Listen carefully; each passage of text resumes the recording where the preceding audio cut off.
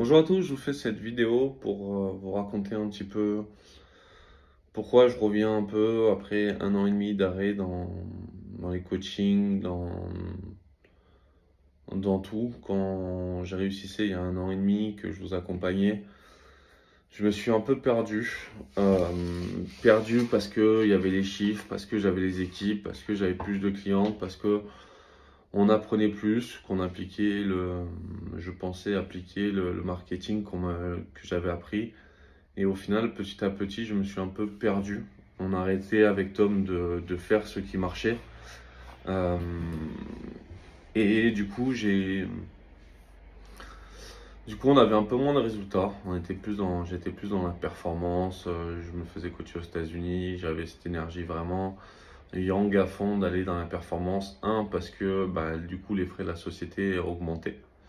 Donc, il fallait que je puisse payer aussi mes prestataires, la pub, augmenter, avoir le chiffre, avoir plus de clients, pour aider aussi, ce que j'avais une réelle envie d'avoir plus d'impact, d'avoir un peu comme si j'avais craqué le code, parce que ça faisait longtemps que j'avais pas eu ces résultats-là et que du coup, il y avait une part d'ego aussi spirituel, de pouvoir aider plus. Donc, je me suis un peu perdu. C'est vrai qu'avec Tom, tous les mois, on a augmenté la performance et quand on est redescendu un peu, ça m'a mis un petit peu sur le moral. Surtout que ça venait juste après un événement où je m'étais vraiment impliqué de fou, qui était l'événement à Monaco, où j'ai vraiment mis tous les moyens et que j'avais pour pouvoir réaliser ce rêve, avant tout personnellement et en plus pour faire vivre avec les clientes. Et c'est vrai que après cet événement où j'ai invité mes clientes à me faire un tour en hélicoptère, je crois qu'on était plus d'une vingtaine à le faire, plus une soirée tous ensemble à Koya, Monaco, on avait une salle privée où on a vraiment passé un moment extraordinaire. Le retour à la réalité a été beaucoup plus dur. Le lundi, j'ai entendu des clientes qui commençaient à se plaindre que ça allait pas, que ça commençait un peu à critiquer alors que je l'avais vraiment fait avec vraiment tout mon cœur. Et c'est là où j'ai commencé à être un peu blessé parce que j'étais très fatigué.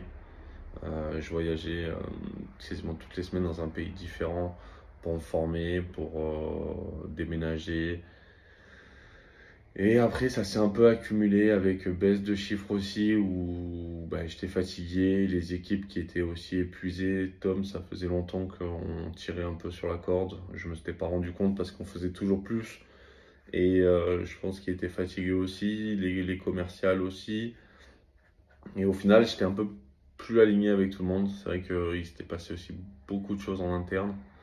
Euh, Moi aussi, d'un point de vue personnel, ça allait plus.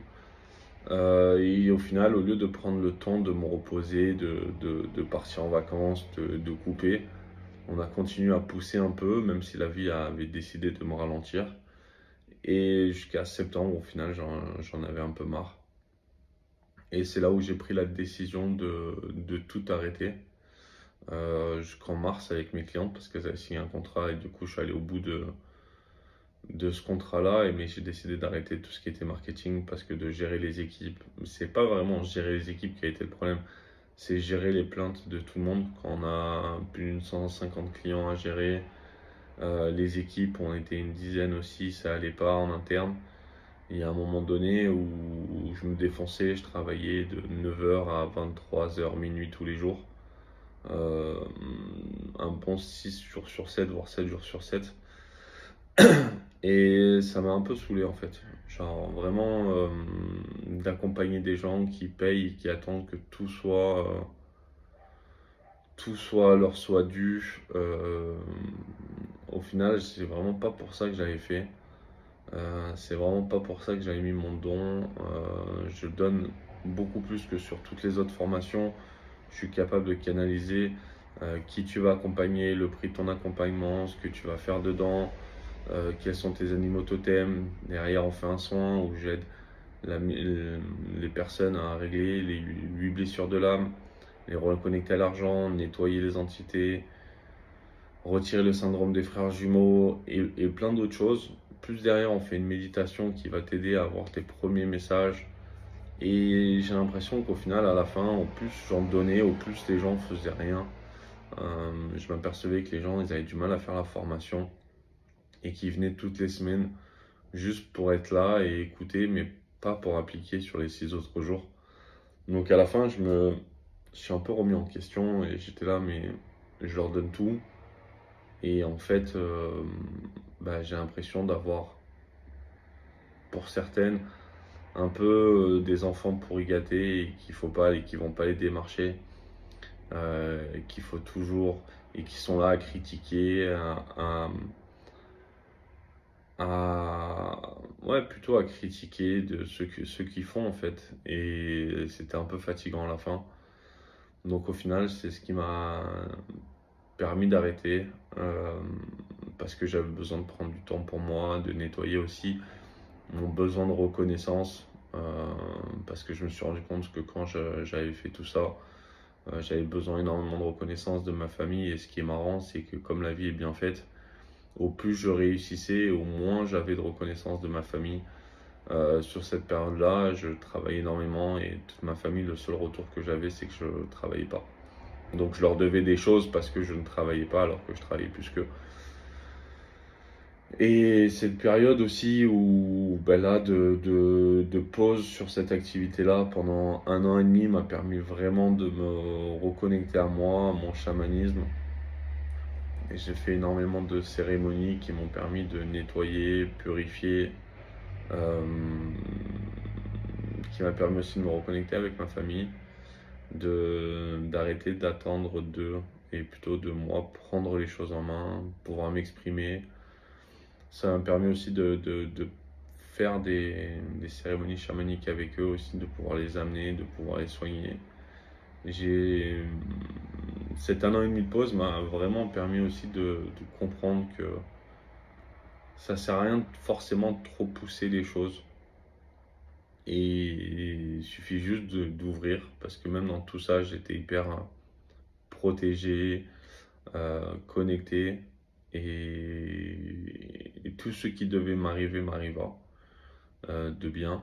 Et franchement, toutes les choses qu'on pourrait dire négatives, parce que beaucoup de gens m'appellent de négatif, en fait, c'était ultra formateur. Et c'est ça aussi que j'ai expérimenté pendant cette 1 an et demi, c'est de faire confiance à la vie, faire confiance au process qui était vraiment mon leitmotiv quand j'ai lancé la boîte avec Tom. On était là avec Tom tous les mois, on essayait de s'améliorer, on essayait de comprendre pourquoi ça marchait. Et à chaque fois, on avait ces petites phrases, de l'infini vers l'au-delà, de Buzz l'éclair, et deuxièmement, de faire confiance au process en fait. Et à chaque fois, on arrivait à finir les fins de mois, à trouver les clients qu'il fallait pour avancer au fur et à mesure.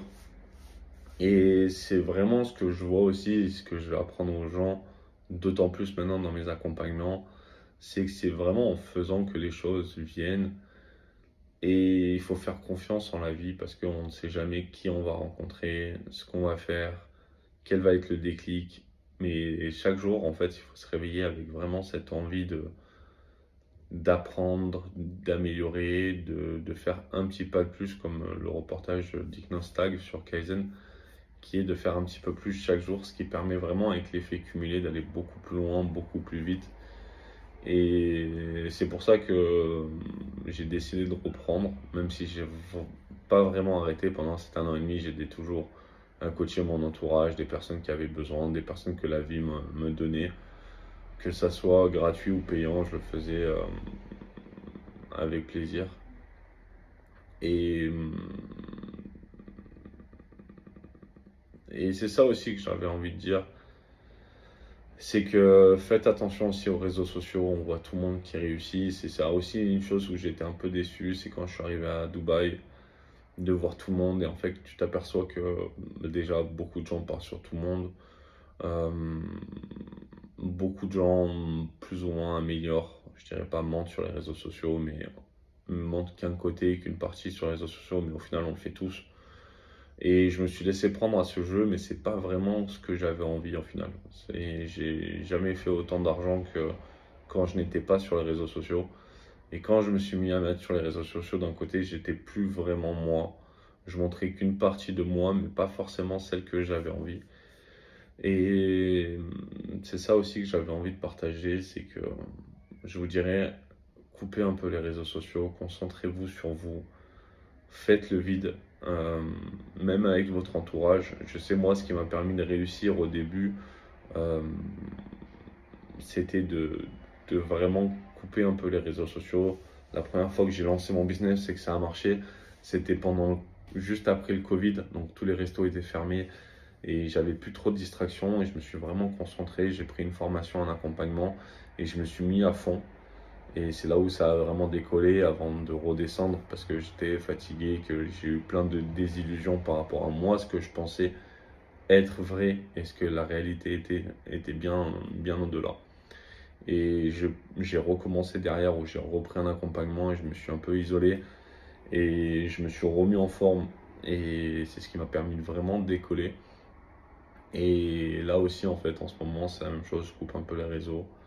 Je continue à apprendre mais je m'aperçois que les réseaux, il y a tellement de choses qu'en fait quand on est de l'autre côté on s'aperçoit, c'est un peu comme si j'avais fait l'école de magie et que je connaissais tous les tours. Et au final, chacun critique un peu la méthode de l'autre pour vendre sa méthode à soi. Ce qui est normal ou pas, ça c'est un autre débat, mais ce qui fait que ça marche pour certains et pas pour d'autres. Donc c'est vraiment aussi de prendre conscience ce qui marche pour vous, de le faire, de l'améliorer et surtout, je vous dirais, ce qui est important, c'est prendre plaisir en fait. Je vois aussi, de ce que je vois chez d'autres coachs que je connais qui ont réussi, qui sont redescendus, c'est un peu ce moment où on perd en fait l'envie du plaisir et qu'on commence à se faire happer par le FOMO, le fear of missing out, cette peur de manquer et qu'on essaie plein de stratégies parce qu'on veut scaler, mais on s'aperçoit qu'en fait on plafonne, mais c'est pas vraiment les stratégies qui plafonnent, c'est nous qui plafonnons dans nos idées jusqu'à ce qu'on s'aperçoive qu'en fait on fasse la boucle et qu'on s'aperçoive que ce qu'on faisait était bien. Et, euh, Et le but, c'est vraiment de prendre du plaisir et de s'améliorer en fait. Et des fois, oui, on peut être fatigué, donc on a moins de plaisir et c'est ce qui fait qu'on a moins de résultats. Et c'est là où on a besoin de lever le pied, prendre le temps, de relâcher et de se dire en fait qu'on a la chance de faire ce que l'on a. On a la chance d'avoir les résultats que l'on a, on a la chance d'avoir les clients que l'on a, on a la chance d'avoir les employés que l'on a pour pouvoir améliorer notre message, pour pouvoir faire passer tout ce que l'on a à faire passer et d'aider et impacter le maximum de personnes en fait. Et c'est ça un peu quand on est coach en ligne, on a ce côté où en fait on veut bien faire parce que ça attire les clients, on veut montrer une partie de nous parce que euh, on va dire à 2-3 ans c'était ça, un peu les Ferrari, les Lambo, les machins, c'est ce qui attirait les clients et aujourd'hui on arrive plus sur une ère de la vulnérabilité et je trouve qu'au final ça fait du bien. Ça fait du bien aussi de montrer qu'on est tous pareils, on a des hauts, des bas. On a tous du mal à le montrer aussi, à être vulnérable sur Internet. Alors je dirais peut-être pas tous, mais beaucoup ont du mal à le montrer sur Internet. Mais c'est ça qui est un peu important pour vous aussi qui voulez vous lancer, euh, d'accepter qui vous êtes en fait, accepter votre lumière, mais aussi accepter votre part d'ombre. Et si vous voulez avoir des clients, euh, moi c'est un peu la stratégie que j'avais à l'époque, c'est que je partageais énormément lors de mes événements tout ce que je traversais, tous les problèmes que j'avais, pour montrer qu'en fait, bah, si vous voulez avoir plus d'argent, vous allez résoudre plus de problèmes en fait, et il faut les accepter et voir ça comme une opportunité de vous améliorer. C'est ça qui est important en fait. C'est vraiment ça qu'il faut parce que j'ai accompagné des personnes et encore ce matin, j'ai une personne qui veut changer mais qui n'est pas prêt à lâcher ce qu'elle a aujourd'hui, son confort et qui est un peu dans le déni et dans l'ingratitude.